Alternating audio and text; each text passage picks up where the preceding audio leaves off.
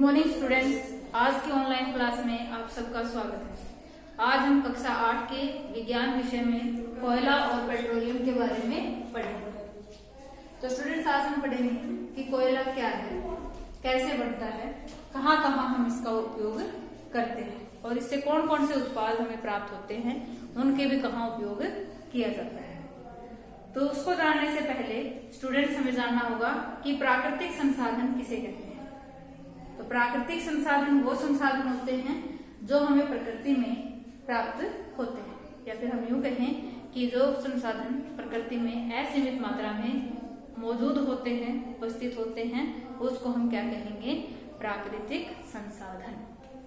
अब वो संसाधन कौन कौन से होते हैं? जैसे कि वायु, जल, मृदा, जैसे वन है, ये सारे के सारे किस में आ जाते हैं? प्राकृतिक संसाधन होते हैं। अब प्राकृतिक संसाधनों को हमने दो वर्गों में डिवाइड कर रखा है। दो वर्ग कौन कौन से हैं? पहला है अक्षय प्राकृतिक संसाधन। अभी अक्षय प्राकृतिक संसाधन कौन से हैं? वो संसाधन जो असीमित मात्रा में हमारी प्रकृति में प्रेजेंट हैं या उपस्थित हैं, उसको हम क्या कहते हैं? अक्षय प्राकृतिक संसाधन। उदाहरण के लिए आप लोगों को भी पता है कौन कौन से हो सकते हैं। वायु है, असीमित मात्रा में प्रेजेंट है। सूर्य का प्रकाश है, वो भी असीमित मात्रा में प्रेजेंट है। यानी कि ये ऐसे स्रोत हैं जो कि काफी लंबे समय तक हमारे प्रकृति में मौजूद रहेंगे और ये पीछे काफी वर्षों से हमारी प्रकृति के अंदर मौजूद है। तो ये अनलिमिटेड अमाउंट में प्रेजेंट है।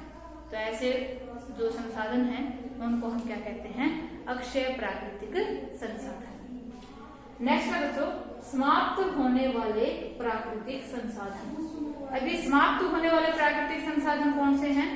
समाप्त होने वाले प्राकृतिक संसाधन, जैसे कि नाम से ही हमें पता चल रहा है कि वो संसाधन जो समाप्त होने वाले हैं, यानी कि जो एक सीमित मात्रा में ही हमारे पर्यावरण में, हमारी प्रकृति के अंदर मौजूद है, उसको हम क्या कहते हैं? समाप्त होने वाले प्राकृतिक संसाधन।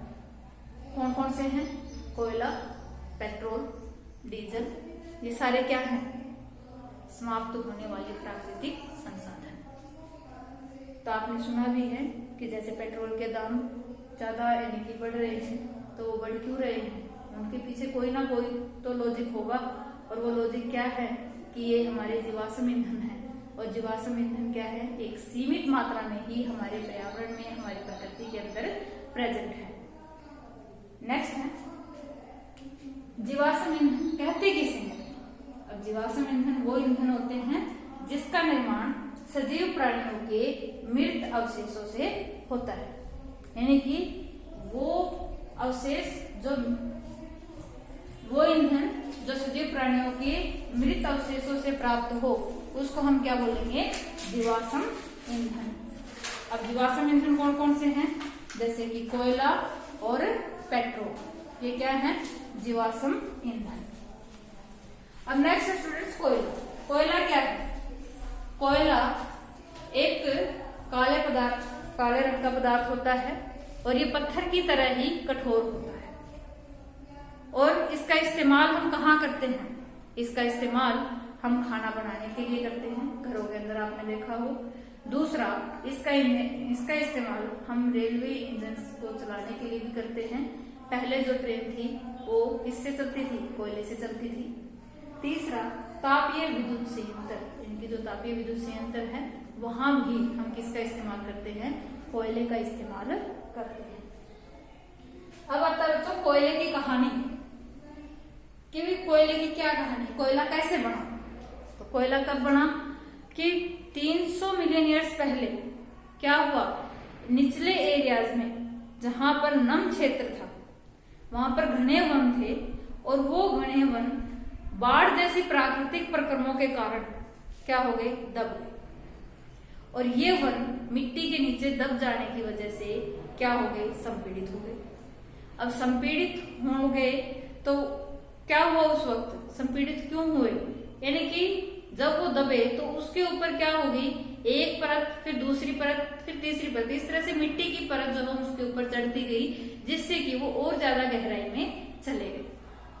अब गहराई में चले गए तो क्या होगा, तापमान भी बढ़ेगा, तो वहां क्या हो गया, टेम्परेचर राइज हो गया, तापमान बढ़ गया। अब तापमान बढ़ गया तो प्रेशर भी बढ़ गया, लेकिन वहां वायु की अनुपस्थिति हो गई। अब तापमान बढ़ा, प्रेशर भी बढ़ा, वायु की अनुपस्थिति हुई, जिसकी वजह से क्या हुआ, जो पृथ्वी के अंदर मृत पेड़ पौधे थे वो कोयले में परिवर्तित हो गए। अब कोयले में परिवर्तित होने के बाद हमारे पास एक और प्रक्रिया आती है, कार्बनीकरण।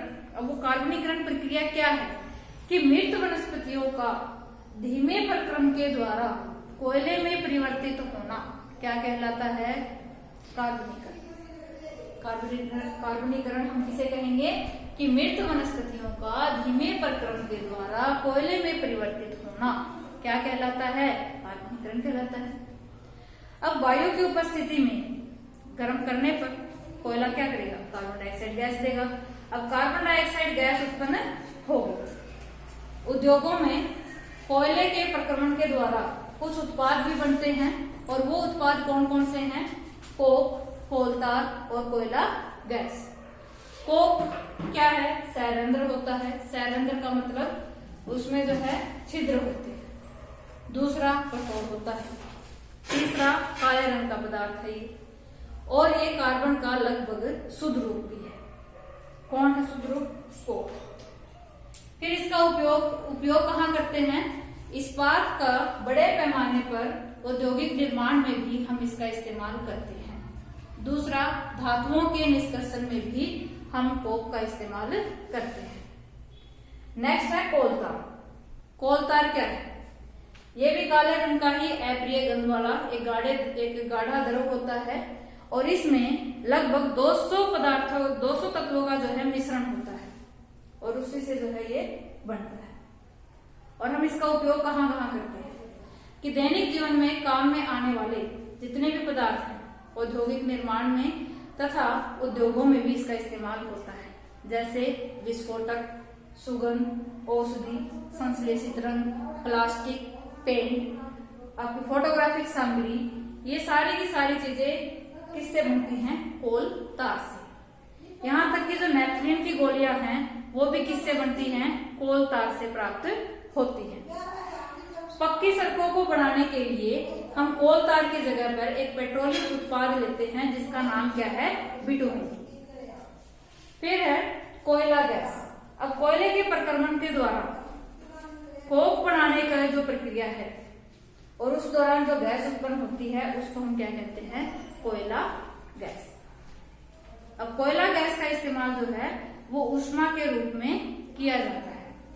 पहले इसका इस्तेमाल ईंधन के रूप में किया जाता था, लेकिन पहले इसका इस्तेमाल जो है लाइटनिंग में किया जाता था, लेकिन आजकल इसका इस्तेमाल किसमें किया जाता है, ऊष्मा के स्रोत के रूप में किया जाता है।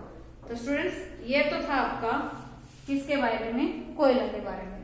तो नेक्स्ट वीडियो में हम करेंगे पेट्रोलियम के बारे में, कि पेट्रोलियम का निर्माण कैसे होता है, उसका इस्तेमाल हम कैसे करते हैं, किस तरह से जो है रिफाइनिंग की जाती है। तो ये सारी हम जो है नेक्स्ट वीडियो में पढ़ेंगे। Thank you.